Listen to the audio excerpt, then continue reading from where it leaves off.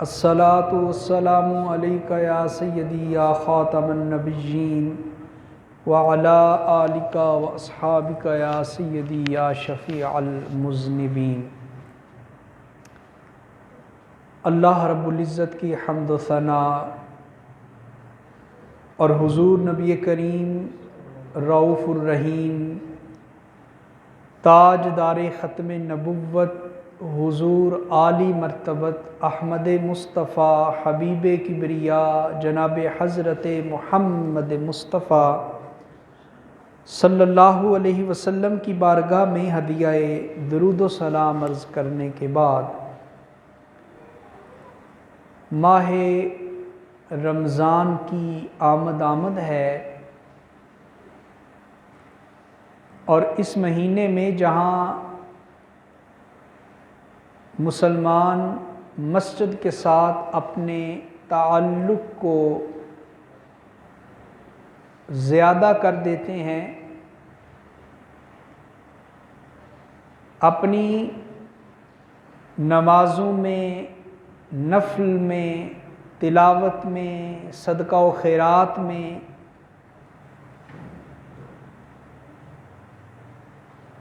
اپنے معمولات کو زیادہ سے زیادہ کرنے کی کوشش کرتے ہیں، وہیں پر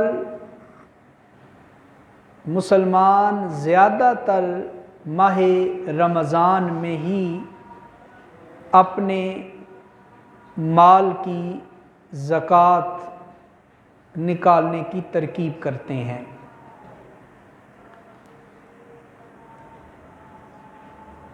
نبی کریم صلی اللہ علیہ وآلہ وسلم کی حدیث ہے، حضور نے فرمایا بنی الاسلام علی خمس، اسلام کی بنیاد 5 چیزوں کے اوپر رکھی گئی ہے۔ پہلی چیز اللہ کی توحید کا اعلان اور نبی پاک کی رسالت کا ایمان۔ دوسری چیز نماز کو ادا کرنا۔ تیسرا رمضان کے روزے رکھنا۔ چوتھا زکوٰۃ کو ادا کرنا، اور پانچواں صاحب حیثیت لوگوں کے اوپر زندگی میں ایک مرتبہ بیت اللہ شریف کا حج کرنا۔ حضور نے فرمایا کہ اسلام کی بنیاد ان 5 چیزوں کے اوپر رکھی گئی ہے۔ اب بنیاد کسے کہتے ہیں؟ ہم سارے اس کو سمجھتے ہیں، جانتے ہیں، اور جب بھی ہم کوئی نیا مکان یا نئی بلڈنگ بنانے لگتے ہیں تو ہماری کوشش ہوتی ہے کہ اس کی بنیاد مضبوط ہو، اس کی نیندیں طاقتور ہوں۔ سیمنٹ زیادہ ڈالو، سریا زیادہ ڈالو، بجری زیادہ ڈالو، اس لیے کہ جتنی مضبوط بنیاد ہوگی، جتنی مضبوط نیندیں ہوں گی، جتنی مضبوط بیس ہوگی، جتنی مضبوط وہ پلر اور ستون ہوں گے، اتنی ہی پختہ عمارت اس کے اوپر قائم ہوگی۔ تو حضور نبی کریم صلی اللہ علیہ وآلہ وسلم نے بھی اپنی امت کو مثال دیتے ہوئے یہ ارشاد فرمایا کہ اسلام کی بنیاد اللہ نے 5 چیزوں کے اوپر قائم کی ہے۔ یوں سمجھ لیجئے کہ اسلام ایک عمارت ہے، ایک بلڈنگ ہے، اور اس بلڈنگ کے نیچے جو پلر کھڑے ہیں، جو ستون کھڑے ہیں، جو بیس کھڑی ہے، وہ 5 چیزوں کے اوپر مشتمل ہے۔ ان میں سے پہلی چیز اللہ اور اس کے رسول کے اوپر ایمان لے کے آنا۔ دوسرا پلر کون سا ہے؟ 5 وقت کی فرضی نمازوں کو ادا کرنا۔ تیسرا پلر کون سا ہے؟ ماہ رمضان کے فرضی روزے رکھنا۔ چوتھا پلر کون سا ہے؟ صاحب استطاعت لوگوں کے اوپر زکوٰۃ کو ادا کرنا۔ اور پانچواں پلر کون سا ہے؟ صاحب حیثیت، صاحب استطاعت لوگوں کے اوپر زندگی میں صرف ایک بار بیت اللہ شریف کا حج کرنا۔ اب ہم سارے اپنا اپنا جائزہ لیں کہ کیا ہمارے اندر یہ 5 پلر، یہ 5 بنیادیں، یہ 5 ستون، یہ ہمارے پاس موجود ہیں یا موجود نہیں ہیں؟ تو ان 5 بنیادوں میں سے، 5 پلروں میں سے بڑی خاص بنیاد جس کا آج ہم ذکر کریں گے وہ ہے زکوٰۃ کو ادا کرنا۔ قرآن حکیم فرقان مجید میں رب ذوالجلال نے جس جگہ، جس آیت میں، جس رکوع میں، جس سپارے میں نماز کا حکم دیا ہے نا، نماز قائم کرو، تو نماز کے بالکل ساتھ ہی رب ذوالجلال نے زکوٰۃ ادا کرنے کا حکم بھی ارشاد فرمایا ہے۔ اقیم الصلاۃ، نماز قائم کرو، وآتوا الزکاۃ، اور زکوٰۃ کو ادا کرو۔ کہیں پہ فرمایا یقیمون الصلاۃ ویؤتون الزکاۃ، کہ مومن وہ ہیں، اللہ کے اوپر ایمان لانے والے بندے وہ ہیں جو نماز کو بھی قائم کرتے ہیں اور اپنے مالوں کی زکاتوں کو بھی ادا کرتے ہیں۔ چونکہ نماز اور زکوٰۃ کا اکٹھا حکم ایک ساتھ آیا ہے، اسی سے علماء اسلام نے یہ مسئلہ بیان کیا کہ اگر کوئی مسلمان نماز تو ادا کرتا ہے مگر زکوٰۃ نہیں دیتا، نماز کی پابندی ہے مگر زکوٰۃ دینے میں سستی کرتا ہے، غفلت کرتا ہے، زکوٰۃ دیتا نہیں ہے، تو کہا رب کی بارگاہ میں اس کی نماز بھی اس درجے میں قبول نہیں کی جائے گی جس درجے میں زکوٰۃ کے ساتھ قبول کی جاتی ہے۔ نماز قبول تو ہوگی مگر جب نماز زکوٰۃ کے بغیر رب کی بارگاہ میں پہنچے گی تو رب کی بارگاہ سے اس طرح کا اجر اور اس طرح کا ثواب نہیں دیا جاتا بندوں کو۔ زکوٰۃ کا مطلب کیا ہے؟ لفظ زکوٰۃ، لفظ زکوٰۃ کا مطلب ہے بڑھنا، نشو و نما پانا، انگلش میں کہتے ہیں گروتھ ہونا، بڑھوتری ہونا، بڑھ جانا، زیادہ ہو جانا، یہ سارے زکوٰۃ کے مطلب ہیں۔ جس طرح ہم کسی گملے میں یا زمین میں یا کیاری میں کوئی بیج لگاتے ہیں نا، اور پھر اس کو پانی دیتے ہیں، گوڈی شوڈی کرتے ہیں، خیال کرتے ہیں، اس کی کیئر کرتے ہیں، تو وہ بیج آہستہ آہستہ بڑھتا ہے، گروتھ ہوتی ہے، اس کی نشو و نما پاتا ہے، آہستہ آہستہ نیچے سے اوپر کی طرف اٹھتا ہے۔ تو یہی مطلب ہے زکوٰۃ کا، بڑھنا، زیادہ ہونا، نشو و نما پانا۔ اب سوال پیدا ہوتا ہے کہ جو بندہ اپنے مال کی زکوٰۃ نکالتا ہے اس کا مال تو تھوڑا ہو گیا۔ بھائی جس نے 1,00,000 کے اوپر 2,500 زکوٰۃ نکال دی اس کا 1,00,000 پورا تو نہ رہا، وہ تو 97,500 رہ گیا۔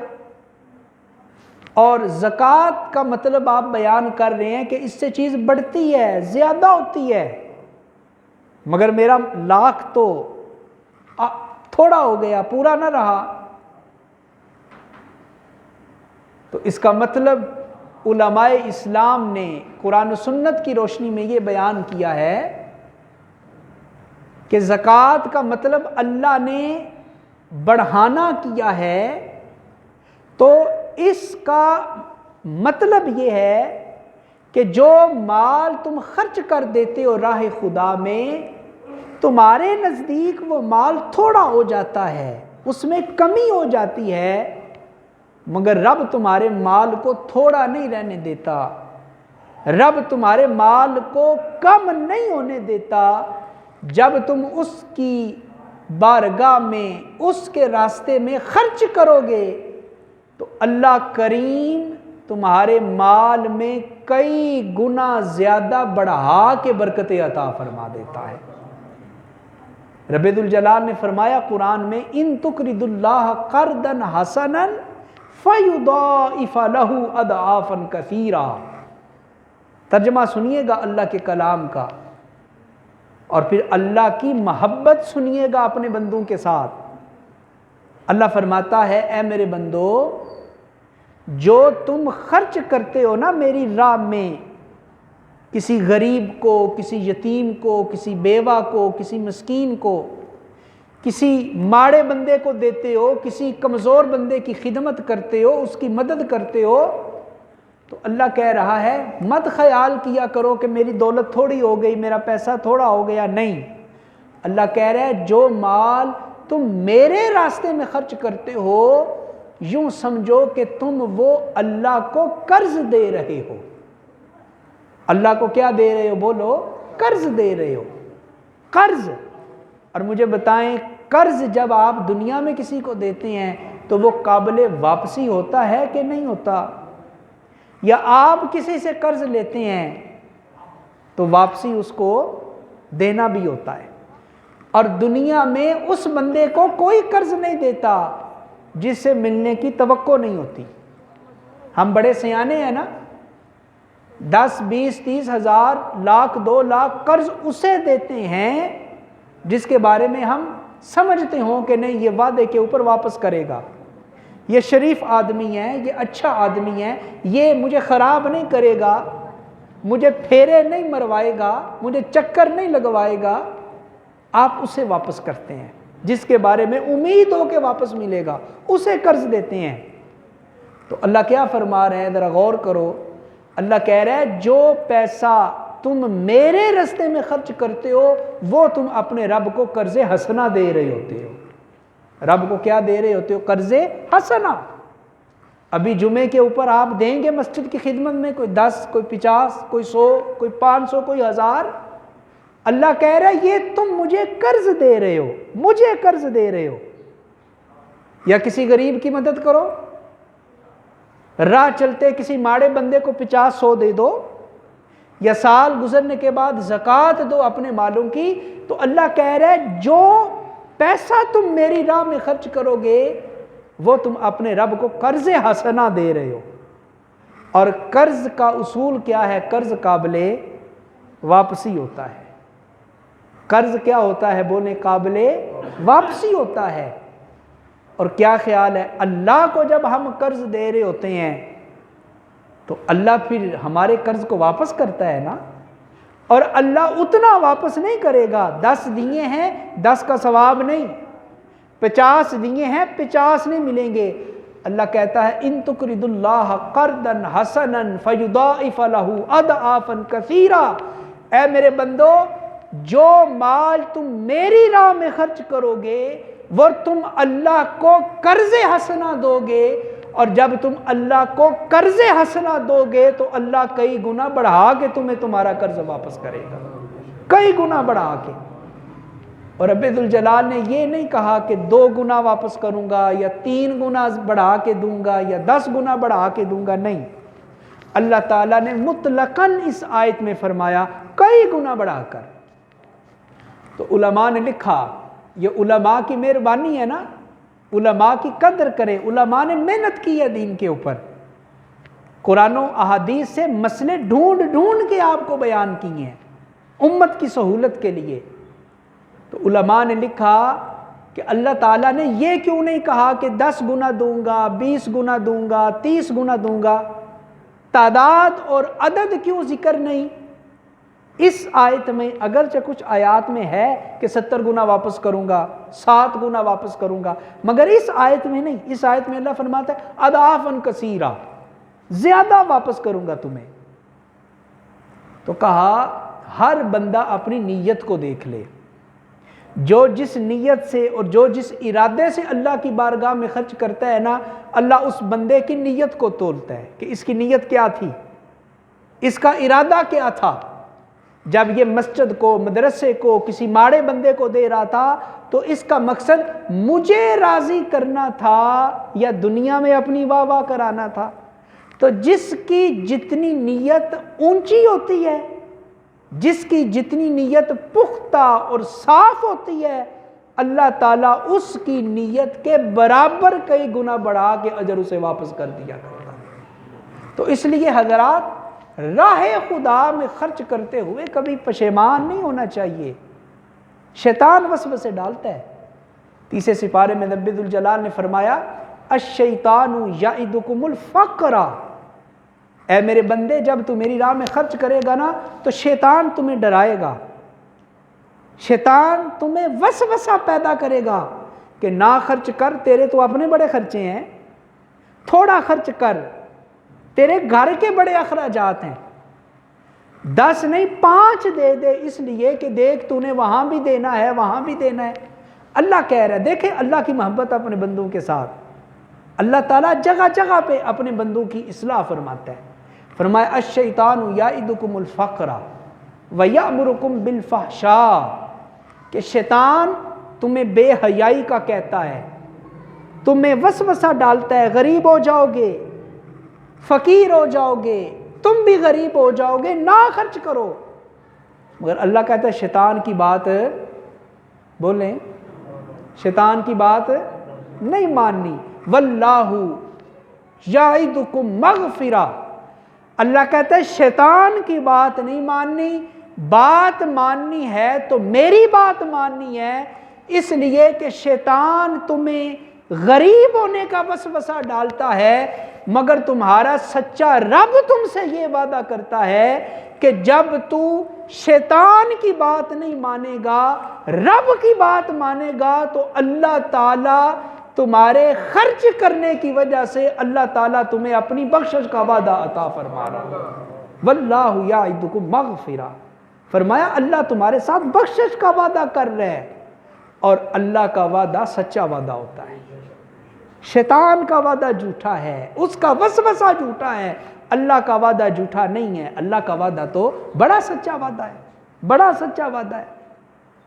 اور پھر دیکھیے دولت اور مال کی محبت یہ انسان کی فطرت میں شامل ہے، فطرت میں ہر بندہ دولت سے پیار کرتا ہے، ہاں کوئی تھوڑا کرتا ہے کوئی زیادہ کرتا ہے، لیکن اس کی محبت تو ہے نا ہر بندے کے دل میں۔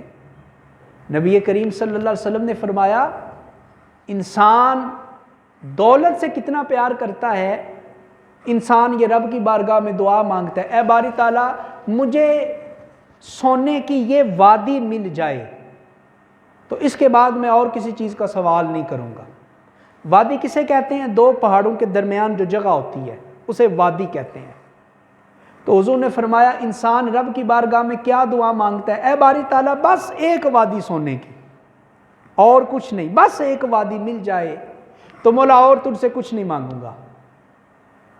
حضور نے فرمایا جب اللہ اس کی دعا قبول کر کے اسے وہ سونے کی وادی دے دیتا ہے نا، پھر وہ اپنے وعدے پہ قائم نہیں رہتا، پھر وہ کہتا ہے اے باری تعالیٰ ایک دی ہے ایک اور دے دے، دوسری بھی دے دے، اور اللہ اب وعدہ کرتا ہوں جب دوسری دعا قبول ہوگی پھر اور نہیں مانگوں گا، بڑا ہے میرے لیے، اتنا ہی کافی ہے۔ تو حضور نے فرمایا اللہ اس کی وہ دعا بھی قبول کر لیتا ہے، اسے سونے کی دوسری وادی بھی مل جائے پھر اس کو چین نہیں آتا، اسے سکون نہیں ملتا، پھر وہ کہتا ہے مولا تیسری وادی بھی دے دے سونے کی، چوتھی بھی دے دے، 5ویں بھی دے دے۔ حضور نے فرمایا انسان کی ہرس کو، انسان کی طمع کو، انسان کے لالچ کو قبر کی مٹی کے سوا اور کوئی چیز نہیں بھر سکتی۔ انسان خواہش کرتا رہتا ہے، خواہش کرتا رہتا ہے، حتیٰ کہ وہ قبر کی دہلیز کے اندر جا کے پہنچ جاتا ہے، اس کی ہوس ختم نہیں ہوتی دولت کی، اس کی طمع ختم نہیں ہوتی۔ سورۃ التکاثر کی پہلی آیت پڑھے، فرمایا الہاکم التکاثر حتی زرتم المقابر، اے انسان تجھے کثرت کی طلب نے ہلاک کر دیا، کثرت، ہر آدمی کثرت کی خواہش میں ہے، جو 30,000 کما رہا ہے وہ کہتا ہے 40 ہونا چاہیے، 40 آنا شروع ہو جائے وہ کہتا ہے نہیں 50 ہو جائے تو کیا ہی بات ہے۔ جس کے پاس اپنی ایک دکان ہے وہ دعا کرتا ہے اللہ کمیٹیاں ڈالی ہوئی ہیں کرم کر دے، کوئی مارکیٹ میں زمین کی ویلیو کم ہو جائے میں دوسری دکان بھی بنا لوں، بس پھر میں ویلا، پھر مجھے کوئی کام نہیں، پھر میں اللہ اللہ کروں گا، پھر حج عمرہ، وہ دوسری دکان بھی مل جائے، پھر انسان کی فطرت ہے نا، پھر وہ اور آگے کی منصوبہ بندی شروع کر دیتا ہے۔ تو دیکھیں نبی پاک نے صلی اللہ علیہ وسلم کتنا خوبصورت ارشاد فرمایا، فرمایا اے انسان تیری طمع کو، تیری ہوس کو، تیرے لالچ کو ایک ہی چیز بھرے گی، اور وہ کیا ہے؟ تیرے قبر کی مٹی۔ الہاکم التکاثر، تمہیں کثرت کی طلب نے ہلاک کر دیا، یہ بھی مل جائے وہ بھی مل جائے، یہ بھی مل جائے وہ بھی مل جائے، حتیٰ زرتم المقابر، حتیٰ زرتم المقابر، تم کثرت کو مانگتے رہے، کثرت کو مانگتے رہے، حتیٰ کہ تم اپنی اپنی قبروں کو جا کے پہنچ گئے۔ زرتم المقابر، تم اپنے اپنے مقبروں میں پہنچ گئے، اپنی اپنی قبروں میں پہنچ گئے۔ اور حقیقت بھی یہی ہے، آپ ذرا غور کریں نا کہ جو انسان مہینے کا 10,000 لیتا ہے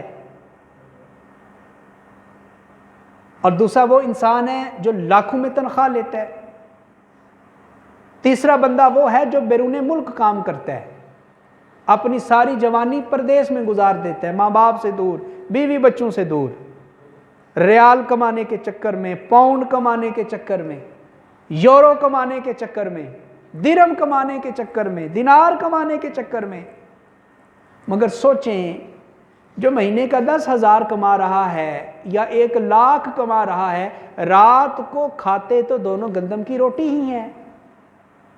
بھائی لاکھوں کمانے والا یا چند 100 کمانے والا کھاتے تو دونوں گندم کی روٹی ہیں، اور بنگلوں میں رہنے والا اور 2 مرلے کرائے کے مکان میں رہنے والا، ان دونوں کا آخری ٹھکانہ وہ قبر کی کالی رات ہی ہے۔ وہ بندہ جو کنال کی کوٹھی میں رہتا ہے ڈی سی کالونی کینٹ میں کسی پوش ایریے میں، یا وہ بندہ جو ریل کی پٹری کے ساتھ جھونپڑی بنا کے اور خیمہ لگا کے بیٹھتا ہے، ان دونوں کا آخری ٹھکانہ تو ہے تو وہی قبر کی مٹی۔ تو یہ جو دنیا ہے، حضور نے فرمایا دنیا میں اس طرح رہو جس طرح اجنبی ہوتا ہے یا سڑک پار کرنے والا مسافر ہوتا ہے، اس طرح رہو دنیا میں۔ مگر ہم سمجھتے ہیں کہ لاکھوں جمع کر لو، لاکھوں، جیسے ہم نے مرنا ہی نہیں ہے اور جیسے ہمیشہ کے لیے یہاں رہنے کے لیے آئے ہیں۔ یہ انسان کی سوچ ہے۔ مگر دنیا کی حقیقت اور دنیا کا مال، بڑا خوبصورت جملہ میری نظر کے سامنے سے گزرا کہ انسان تو دنیا میں زندگی اس طرح گزارتا ہے جیسے تو نے مرنا ہی نہیں ہے، اور جب تو مر جاتا ہے تو تیری قبر کو دیکھ کے لگتا ہے کہ جیسے تو کبھی زندگی میں آیا ہی نہیں تھا، تو زندہ ہوا ہی نہیں تھا۔ آپ دیکھیں نا ذرا، سارے اپنے اپنے گھر میں غور کریں، وہ جو فیملی ممبر فوت ہو چکے ہیں، باپ، بھائی یا دادا یا والدہ، غور کریں وہ ہمارے ساتھ زندگیاں گزار کے گئے ہیں، مگر یوں لگتا ہے جیسے وہ آئے ہی نہیں تھے دنیا میں۔ شہر خاموشاں قبرستان کے اندر آرام کر رہے ہیں۔ تو کہا کہ اے انسان تو اس طرح زندگی گزارتا ہے جیسے تو نے مرنا ہی نہیں ہے، اور جب تو مر جاتا ہے تو لوگ تجھے اتنی جلدی بھلا دیتے ہیں جیسے تو کبھی دنیا میں آیا ہی نہیں تھا۔ تو اس لیے دولت کمائیں، مال جمع کریں، اس کی ممانعت نہیں اسلام میں۔ اچھے سے اچھا بزنس کریں، اچھے سے اچھی دکان کریں، اچھے سے اچھا کاروبار کریں، دولت جمع کریں، مگر وہ دولت جس کا حق نہیں ادا کیا جاتا، وہ دولت انسان کے لیے فتنہ بن جاتی ہے۔ وَاعْلَمُوا أَنَّمَا أَمْوَالُكُمْ وَأَوْلَادُكُمْ فِتْنَةٌ، فرمایا جان لو تمہارا مال بھی تمہارے لیے فتنہ ہے اور تمہاری اولاد بھی تمہارے لیے کیا ہے؟ فتنہ ہے۔ اور وہ مال جس کا حق ادا کر دیا جائے رب کی بارگاہ میں، زکوٰۃ نکال کے، صدقہ نکال کے، خیرات نکال کے، پھر وہ مال اس قابل ہو جاتا ہے کہ آپ اس کو جمع کر لیں۔ جس مال کی زکوٰۃ دے دی جائے وہ مال پاک ہے، وہ طیب ہے، وہ طاہر ہے، اس سے 1 کنال کی کوٹھی بنائیں یا 10 کنالوں کی کوٹھی بنائیں، اب وہ جائز ہے آپ کے لیے۔ اور اگر ایسا نہیں کریں گے، حق ادا نہیں کریں گے، تو پھر وہ مال آزمائش بن جائے گا، دنیا میں بھی، قبر میں بھی، اور میدان حشر کے اندر بھی۔ حضرت غوث اعظم شیخ عبد القادر جیلانی بیٹھے ہوئے تھے، بہت بڑے تاجر تھے، بہت بڑے، اور ہمارے جتنے بزرگ گزرے ہیں نا پرانے اللہ کے ولی، وہ سارے اپنے اپنے بزنس کیا کرتے تھے، اپنا اپنا کاروبار کیا کرتے تھے، اسی لیے ان لوگوں کی عزت بھی اتنی اعلیٰ ہوتی تھی۔ آج تو ہم صرف مسجد تک محدود ہو کے رہ گئے، ہمارے قاری حضرات، علماء، خطیب حضرات، اور ان کی وہ عزت بھی نہیں ہے، اس طرح کی عزت نہیں ہے، کیونکہ ان کو بھی پتہ ہے کہ بس ہمارا مسجد کے ساتھ تعلق ہے۔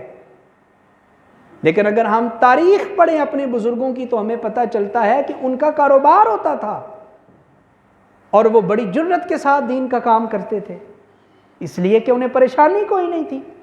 تو حضرت شیخ عبد القادر جیلانی بہت امیر آدمی تھے، بڑے کامیاب قسم کے بزنس مین تھے۔ آپ بیٹھے ہوئے تھے تو آپ کا خادم آیا، نوکر، پرسنل سیکرٹری، بھاگتا ہوا آیا، پریشان لگ رہا تھا۔ تو آپ نے پوچھا بھائی کیا ہوا؟ تیرے چہرے کا رنگ فک ہے، سانس اکھڑی ہوئی ہے، تجھ سے بولا نہیں جا رہا، خیریت تو ہے نا؟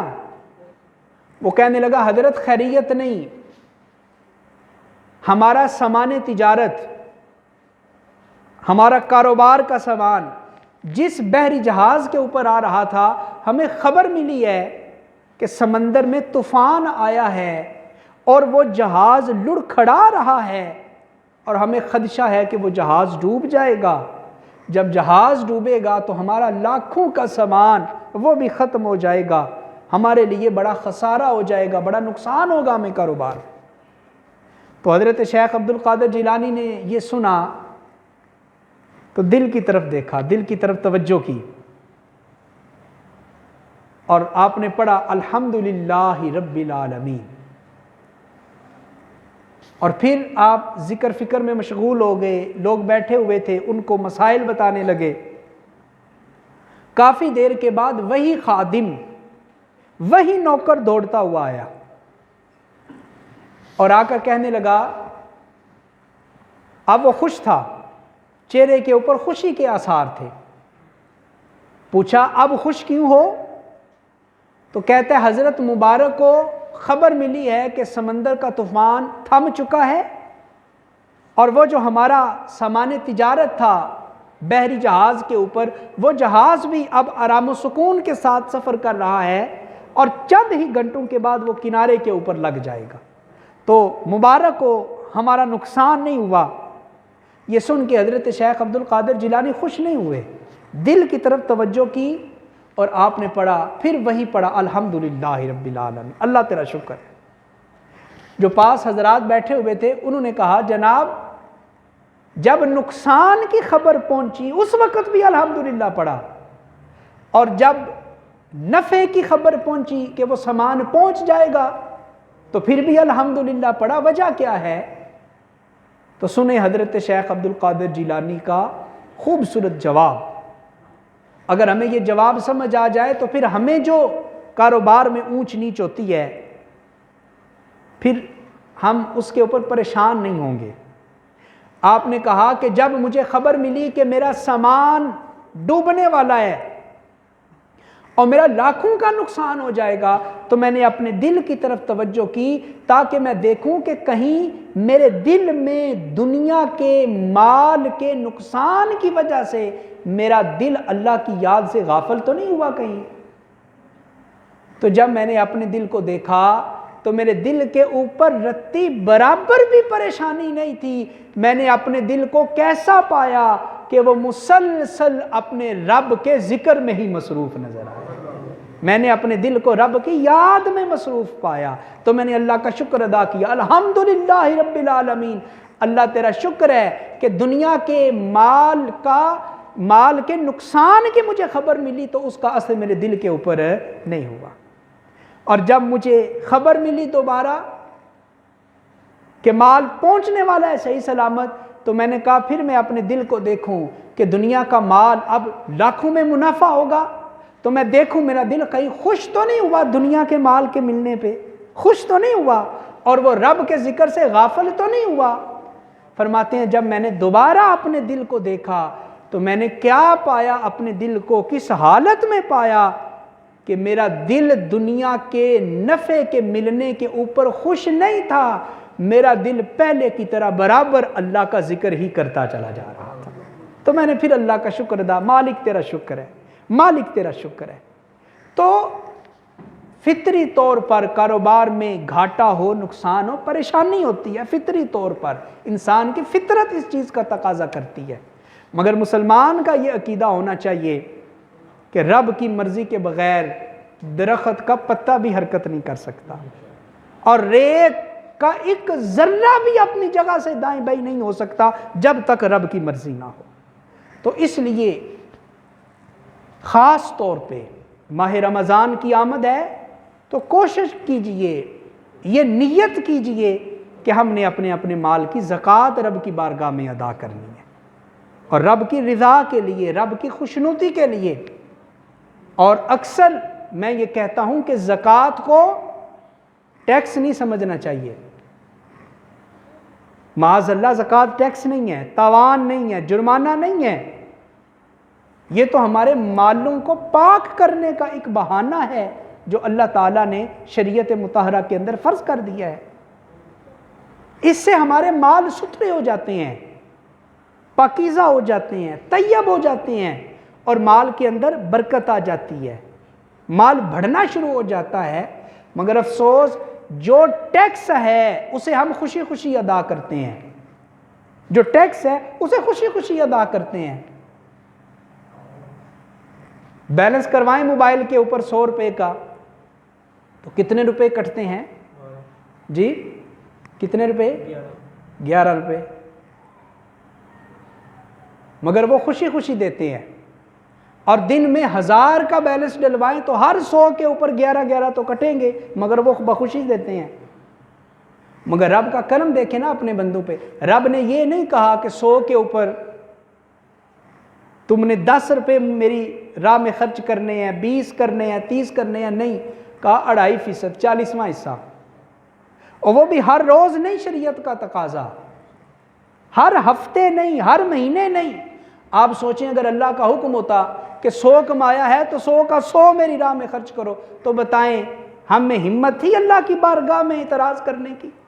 اللہ کہتا 100 کمائے ہیں تو 50 خرچ کرو میرے رستے میں، ہم نے کرنے تھے، کوئی چارہ نہیں تھا۔ اللہ کہہ دیتا 100 کمائے ہیں، 75 تمہارے، 25 میری راہ میں دو، تو ہم نے دینے تھے، ہم انکار کی جرات ہی نہیں کر سکتے تھے۔ مگر اللہ تعالیٰ نے کرم یہ کیا، کہا کہ 50 بھی نہیں، 20 بھی نہیں، 10 بھی نہیں، 2.5% دے دو اللہ کی بارگاہ میں، اور وہ بھی ہر مہینے یا ہر ہفتے نہیں، سال گزرنے کے بعد، سال گزرنے کے بعد۔ اور دیکھیں رب کا کرم، رب نے یہ بھی نہیں حکم دیا کہ جتنے تم نے کمائے ہیں اس میں سے 2.5% دو، نہیں، فرمایا تم اپنے روزمرہ کے اخراجات مائنس کر لو، اور جو تم بچا کے رکھتے ہو، جمع کر کے رکھتے ہو، اس میں سے تم نے دینا ہے۔ اور اگر اللہ یہ کہہ دیتا کہ مہینے کے 40,000 کمائے ہیں تو اس میں سے تم نے دینے ہیں، تو دینے پڑنے تھے۔ یہ مثال اس لیے دے رہا ہوں تاکہ بات سمجھ آ جائے۔ رب کریم نے فضل کیا، کرم کیا حضور کے صدقے، کہا کہ پہلے تم اپنی ضروریات زندگی پوری کرو۔ اللہ کو پتا تھا نا اخراجات بڑے ہونے ہیں گھروں میں، تو کہا پہلے وہ اخراجات پورے کرو، ہاں اخراجات پورے کرنے کے بعد جب تمہیں پتا چلے کہ اتنے بچ رہے ہیں، اتنی بچت ہو رہی ہے ہر مہینے، اس کو جمع کرتے جاؤ، جمع کرتے جاؤ، اور پھر سال گزرنے کے بعد سال گزرنے کے بعد اس میں سے تم نے 2.5% میری راہ میں خرچ کرنا ہے۔ تو اتنے فضل کے بعد بھی اگر ہم بہانے کریں اور اپنی مہنگائی اور اپنی پریشانیوں کو سامنے رکھیں تو پھر افسوس کی بات ہے، دکھ کی بات ہے۔ تو اگلے جمعۃ المبارک کے زکوٰۃ کے مسئلے عرض کیے جائیں گے کہ کس مال پہ زکوٰۃ ہے اور کس مال پہ نہیں ہے، کس کاروبار پہ ہے اور کس کاروبار پہ نہیں ہے انشاءاللہ۔ اللہ عمل کی توفیق عطا فرمائے۔ وما علیہ الا